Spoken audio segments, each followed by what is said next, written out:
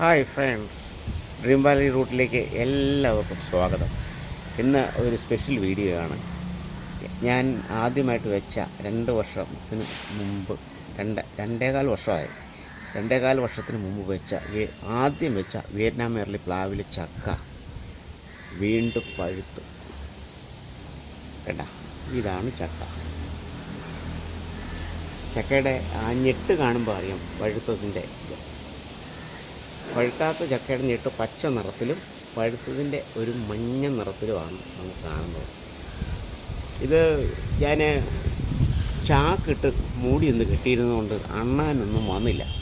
അല്ലെങ്കിൽ അണ്ണാനെല്ലാം ഒന്ന് തുളച്ച് നാശമാക്കും. അണ്ണാനെല്ലാം കഴിച്ചതിൻ്റെ ബാലൻസാണ് ഞാൻ കഴിക്കുന്നത്.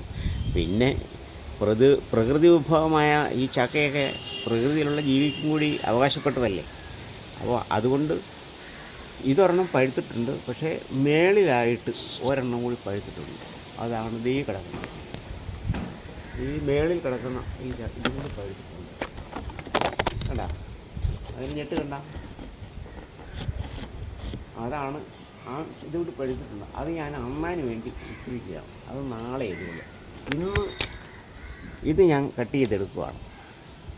കാരണം നല്ല മണമാണ് ഈ പ്രദേശമൊക്കെ. ഇവിടെ എല്ലാം നല്ല മണം വന്നപ്പോൾ തന്നെയാണ് ഞാൻ അറിയുന്നത്. കാരണം ഇതിൻ്റെ താഴെ ഒരു ചെടി വെച്ചിട്ടുണ്ട്, ഒരു പടവലത്തിൻ്റെ തൈ വെച്ചിട്ടുണ്ടായിരുന്നു. അത് നോക്കിയപ്പോഴാണ് ഈ മണം വന്നത്. അപ്പോൾ ഞാൻ വന്ന് ഈ ചാക്ക് അഴിച്ച് നോക്കിയപ്പോൾ നന്നായിട്ട് പഴുത്തിരിക്കുന്നു. അതുകൊണ്ട് ഞാനിത് കട്ട് ചെയ്യാനായിട്ടുള്ള ശ്രമമാണ്.